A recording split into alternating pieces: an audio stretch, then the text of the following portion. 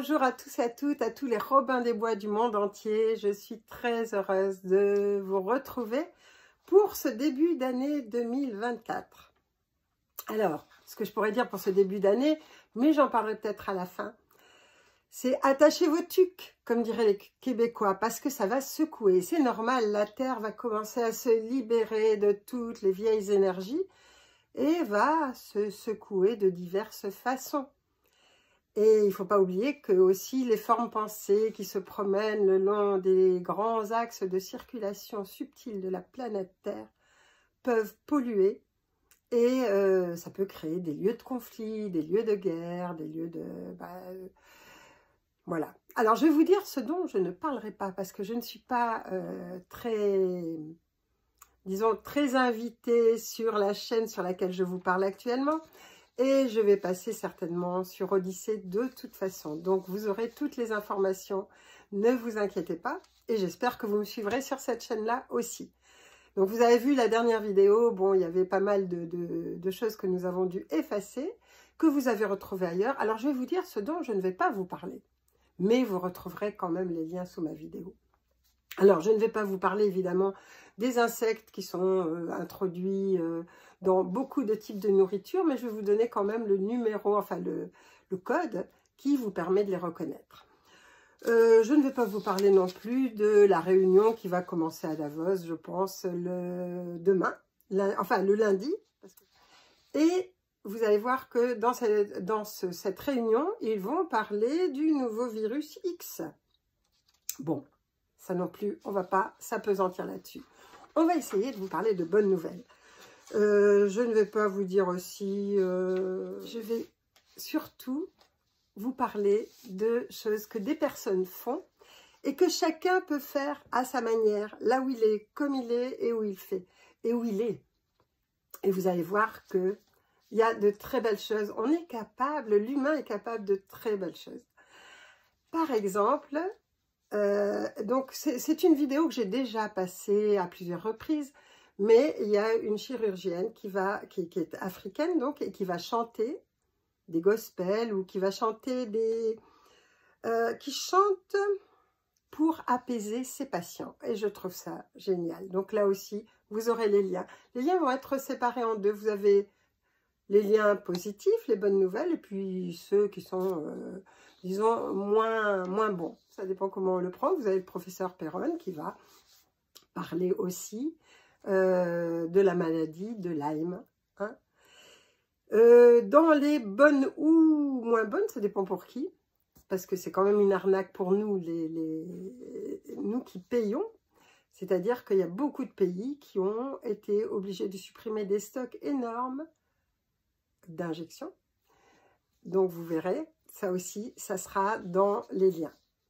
Donc dans les absolues bonnes nouvelles, vous avez aussi une personne, un médecin, qui est en train de, enfin qui vient de sortir un livre où il a marqué, enfin où il a suivi des personnes qui s'étaient guéries spontanément d'un cancer.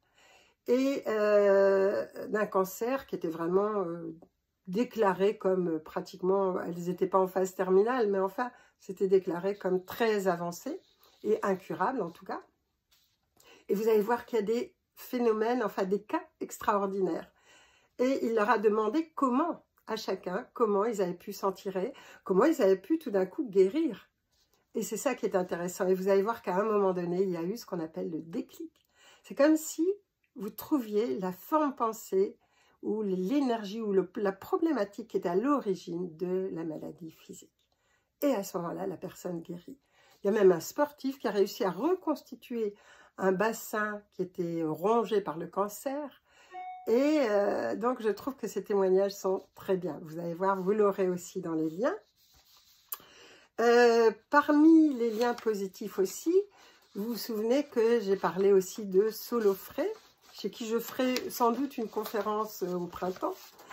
Et Solofré, c'est quelqu'un qui a toujours été, enfin qui s'est tourné vers l'autonomie et donc nous offre des idées pour qu'on puisse être autonome, quoi qu'il arrive. Et là aussi, je vais vous donner une autre personne, donc, qui est pendant 7 ans, une femme, qui depuis 7 ans, pardon, depuis 7 ans, vit en autonomie, même en construction écologique, Et vous allez voir que c'est très intéressant. Ça veut dire qu'on peut le faire.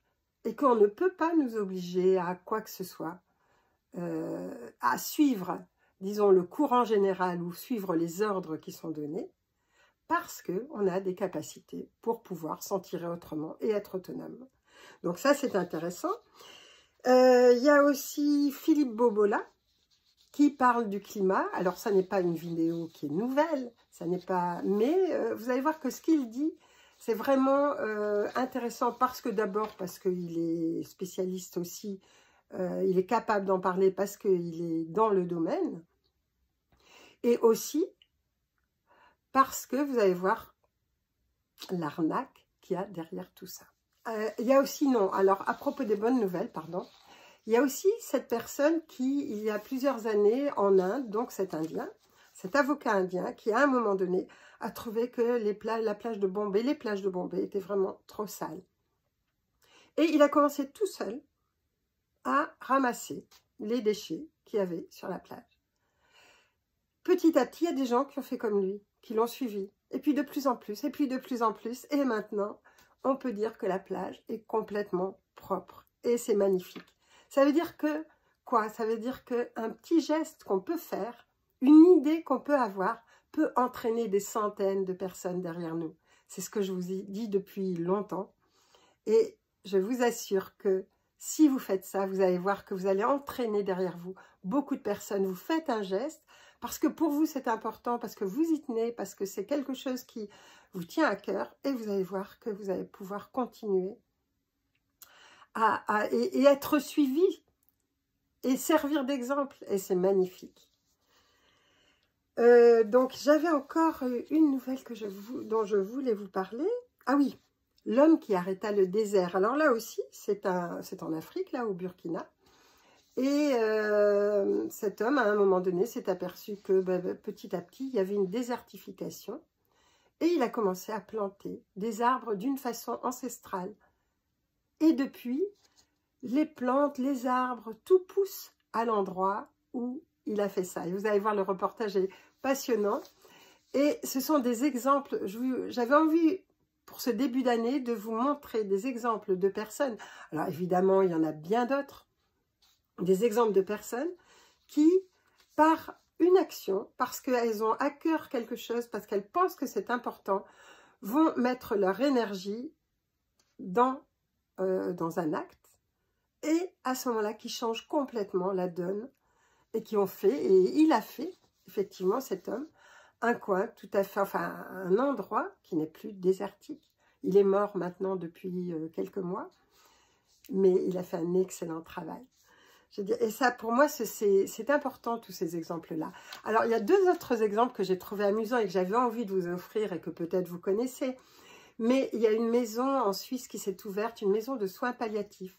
Et dans cette maison, ils ont fait tout pour que les gens se sentent complètement comme à la maison. Donc, et les personnes qui s'en occupent sont des personnes qui disent « mais nous, on aime être avec eux. On les aime, tout simplement. On a envie de faire le maximum pour eux. » Et vous allez voir que c'est un bel exemple, c'est une belle structure.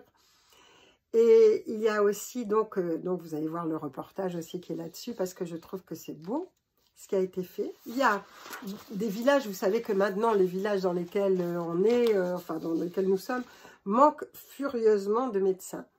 Et vous allez voir comment un village s'y est pris pour pouvoir attirer un médecin dans le village. Et c'est vraiment très sympathique. Je me suis dit, mais vraiment, ils ont des idées. C'est sympa comme tout. Et si on pouvait tous faire ça dans nos villages, bah, je pense que ça serait une bonne idée. Ne serait-ce que moi, je me suis dit, tiens, si j'étais médecin, ça me donne envie d'y aller. Parce que c'est vraiment chaleureux, sympathique. Vous allez voir comment on peut faire une publicité, enfin faire un appel à un médecin et lui donner envie de venir. Alors j'espère que dans ce village, ils ont eu le médecin qu'ils méritaient. Et vous allez avoir aussi, je vais vous mettre une vidéo sur l'influence du son sur le sang. Et vous allez voir que c'est important, on le sait.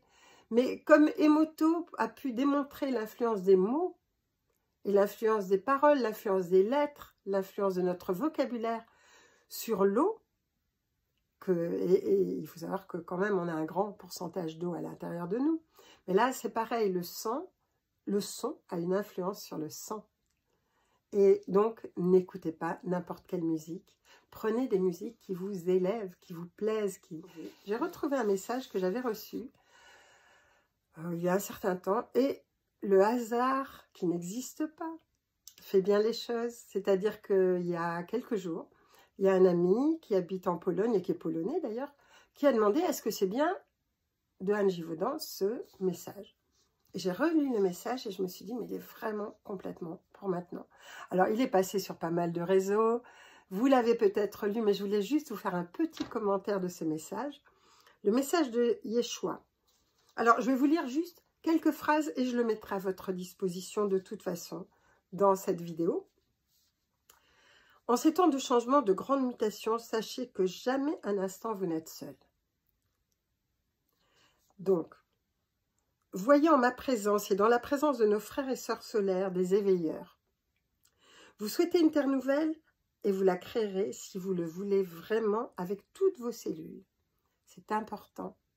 C'est avec toutes nos cellules. C'est pas simplement « Ah, j'ai envie d'eux ». C'est vraiment toutes mes cellules sont à ce service-là, à la création de cette nouvelle terre. Remplacez la peur par le courage. Non pas le courage des armes, mais le courage de dire oui ou non. Que risquez-vous sinon de perdre un corps physique? Vous êtes éternel, mais vous l'avez oublié. Et la dernière partie, c'est comment éradiquer la peur. Je vous donne juste les points essentiels, parce que je ne voudrais pas que ce message soit tronqué, mais je vais juste vous dire les points essentiels. Dans chaque acte de votre vie, soyez le plus présent possible. Regardez chaque objet, chaque personne, chaque animal, chaque plante, chaque pierre, comme faisant partie de la vie au même titre que vous. Percevez en eux le divin, il n'y a pas de bon ou de méchant dans nos sphères, il y a simplement des âmes plus jeunes que d'autres. Pour que la peur s'éloigne, il faut l'amour en tout, qui n'a rien à voir avec le « tout le monde est beau, tout le monde est gentil », ce qui est faux. Tout a la lumière en lui, mais celle-ci peut dormir comme dort en vous des capacités ignorées. Éradiquer la peur, c'est accepter votre immortalité. Ne pas vous perdre dans les méandres du temps, ni passé, ni futur. Donc vous voyez, vraiment, d'être dans le moment présent. De ne pas supposer ce qui va se passer dans un futur proche, parce que peut-être que ça ne se fera pas du tout comme vous le pensez. Éradiquer la peur, c'est aussi l'accepter comme elle est, une part de votre ego qui a des difficultés à laisser votre âme diriger votre vie. Éradiquer la peur, c'est faire confiance à votre âme, sachant qu'elle sait ce qui est juste et bon pour vous. Ce qui a peu à voir avec ce qui vous plaît ou non. Si je vous dis ceci, c'est parce que vous avez la force de créer une nouvelle terre, celle dont vous rêvez lors de vos moments de paix intérieure. L'extérieur prendra place selon ce que vous vivrez intérieurement. Soyez-en persuadés et nul ne pourra faire ceci à votre place. Sur Terre, à l'intérieur de la Terre, sur les autres planètes, nous sommes là, nous agissons à notre manière, mais n'attendez pas de nous les miracles que vous pouvez faire vous-même. C'est là votre initiation suprême, une transformation intérieure qui provoquera un changement radical extérieur. Tout est en place. Il ne manque que votre persévérance, votre confiance et votre joie. Quoi qu'il arrive, rien n'est dû au hasard, vous le savez, vous qui écouterez ou lirez ces phrases. Chaque geste est important, chaque parole, chaque pensée. Il s'agit d'une pratique consciente. N'en faites pas une règle absolue et décourageante. Le changement ne demande pas d'efforts pesants, au contraire, il demande de la légèreté, de la conscience, de la vie. Ne suivez pas de règles contraires à votre âme et à votre cœur. Faites ce que vous sentez juste, non en suivant le rythme de vos émotions, mais en cherchant à écouter les battements de votre cœur. Vous n'êtes qu'au début du parcours. Ne l'imaginez ni long ni fatigant, ni oppressant, afin qu'il ne le soit pas. Agissez au jour le jour, sans tristesse, ni colère, ni agacement. qui sont des manifestations de votre ego. Avec mes sœurs et frères du soleil, nous avons pleine confiance. Nous vous aimons et nous vous saluons. Et c'est là-dessus que j'avais envie de terminer ma partie. Donc, et de vous souhaiter une vraiment très belle année. C'est une année où nous allons tous pouvoir faire un pas en avant énorme. Parce que quoi qu'il arrive, si nous nous tenons bien debout dans nos bottes, à ce moment-là, tout va être possible. Si nous n'élaborons pas un futur angoissant, enfin vous voyez, vous suivrez tous ces conseils-là, il faut que ce soit léger. Je vous souhaite de la légèreté, je vous souhaite de la joie pour passer cette année et les autres qui suivront, bien sûr, de la meilleure façon possible. Et vraiment en apportant tout notre amour, notre conscience, en étant de plus en plus que nous sommes réellement des êtres de lumière.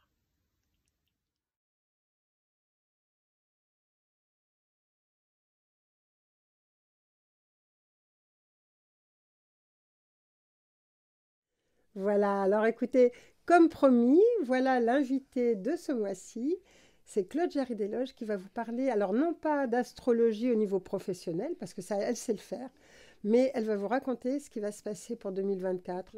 Voilà, je vous laisse avec elle et je vous souhaite toujours une magnifique année. Oui, bonjour à tout le monde. Oui, effectivement, je vous souhaite moi aussi une très bonne année. Alors, sur le plan astrologique, puisque c'est mon domaine, Anne me demande aussi de vous présenter un peu l'ambiance de cette année 2024. Alors, cette ambiance, elle va s'articuler sur à deux niveaux, à deux plans. Si on observe les aspects astrologiques, alors bon, je travaille avec non seulement les planètes de la tradition, mais je travaille aussi avec les messages des astéroïdes et des transneptuniens. Alors ce n'est pas nouveau pour moi parce que je le fais depuis 37 ans.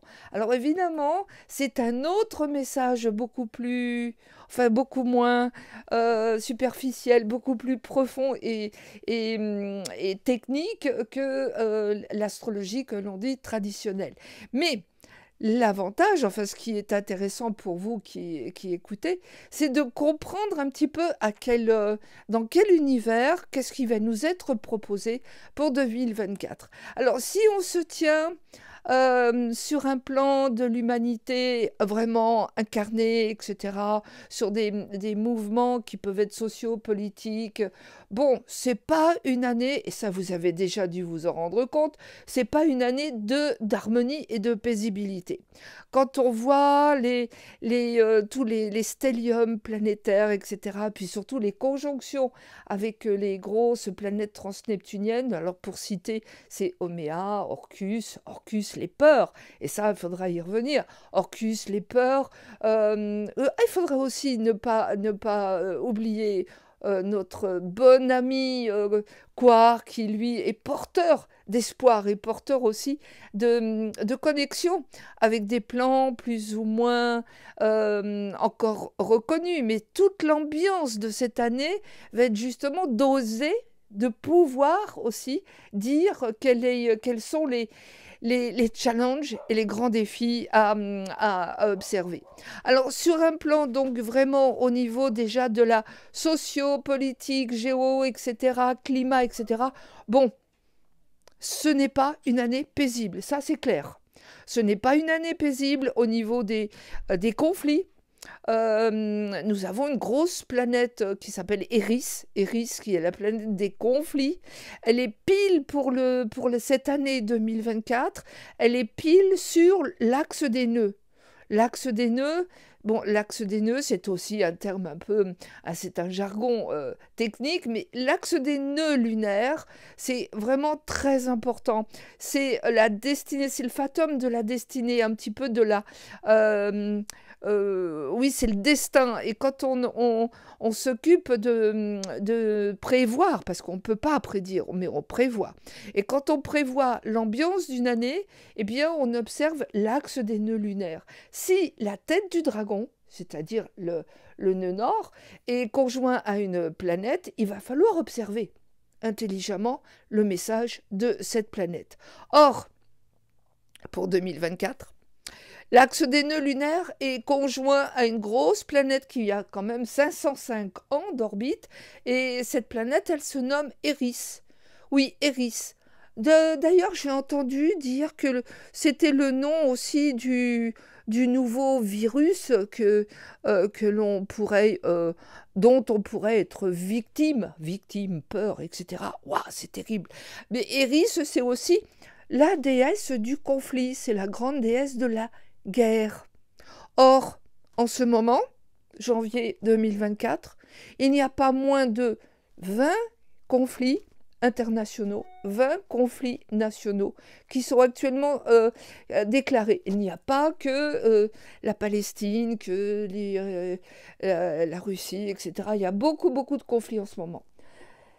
À côté de ces événements qui sont plutôt de l'ordre donc de la politique et des peurs de la politique et des peurs aussi des guerres et des conflits, nous avons un autre visage de l'année 2024 qui est celui de l'espoir et du courage de dire les choses. Ça va être très intéressant. Dire les choses, oser dire. Alors, oser dire quoi? Oser dire justement, et là, vont intervenir tous les messages des planètes transneptuniennes, Oméa, Quar, Orcus et Makemake. Quel drôle de nom, hein, n'est-ce pas? Pour une planète, mais oui, mais ça, on ne détient pas le pouvoir de nommer ou de ne pas nommer les planètes. Ça, il faut se référer à la NASA. Alors, bon, Makemake, oui, je pense que c'est tout de suite un nom qui vous interpelle. Makemake, c'est le cyclone, c'est la dévastation. Oui, c'est tout ce qui va détruire les choses. Sauf si on est bien aligné, autant d'une façon personnelle que d'une façon collective. Collective, ça serait prétentieux de dire qu'on va pouvoir s'aligner d'une façon collective. Il va d'abord falloir passer au stade individuel, donc observer aussi vos propres challenge et vos propres défis et vos propres compétences personnelles, astrologiques, etc. pour savoir comment Makemake va vous ordonner ou pas. Alors, Makemake, le cyclone, etc. Oui, mais un cyclone, c'est peut-être dévastateur, mais un cyclone, il va falloir justement être dans l'œil du cyclone, c'est-à-dire dans notre rectitude, dans notre droiture et dans notre chemin. C'est très important pour ne pas se laisser complètement envahir par les peurs. Et les peurs, c'est aussi une grosse planète, toujours de notre système solaire, Orcus. Orcus qui se trouve en ce moment à 15-16 degrés du signe de la Vierge, et il va y rester longtemps. Orcus, c'est très important à l'observer, parce que c'est les peurs de mourir, les peurs de vivre, les étapes importantes de la vie personnelle, mais là on parle du collectif. Donc on va observer, on observe sur le thème de l'année 2024, Orcus est pile opposé, c'est-à-dire qu'il y a un dialogue entre les planètes, ça s'appelle les aspects dans le dans le jargon astrologique, et Orcus est opposé à un centaure malveillant, Nessus. Nessus, c'est le centaure c'est un centaure guérisseur dans la mesure où on arrive à franchir d'une rive à l'autre. On arrive à franchir des épreuves collectives, aussi des épreuves personnelles. Mais on arrive à franchir. Et là, le défi donc de cette année 2024, ça va être de ne pas avoir peur de franchir et de sauter d'une rive à l'autre pour être en connaissance d'un nouveau terrain. Ça va être le défi important de l'année 2024. Un nouveau terrain, voir différemment, observer les choses différemment, ne pas avoir peur de sauter le pas. Dans le thème aussi de cette année 2024, il y a aussi tous les nouveaux messages qui peuvent venir. Et c'est ça aussi important, c'est de sauter le pas d'une rive, en fin de compte, où on était déjà bien installé dans notre vie, dans notre incarnation, enfin plus ou moins bien installé, mais avec nos certitudes. Et puis là maintenant, il est l'heure, c'est l'heure d'un grand éveil quantique, spirituel, etc. C'est de tenir compte pas seulement des messages de notre système solaire, mais aussi d'oser dire et voir toutes les autres manifestations qui peuvent être beaucoup plus éloignées que le système solaire. C'est tout le message positif de l'année 2024 et je vous invite à le suivre avec le plus grand intérêt et beaucoup de découvertes. Et vous voyez, ça va être une super année. Oui. Hein? Osons. C'est magique. Oui, tout est magie. Osez et tout ira bien. Oui. Ne pas avoir peur et tout ira bien. Et merci Claude, c'est super. Merci Anne de m'avoir invitée.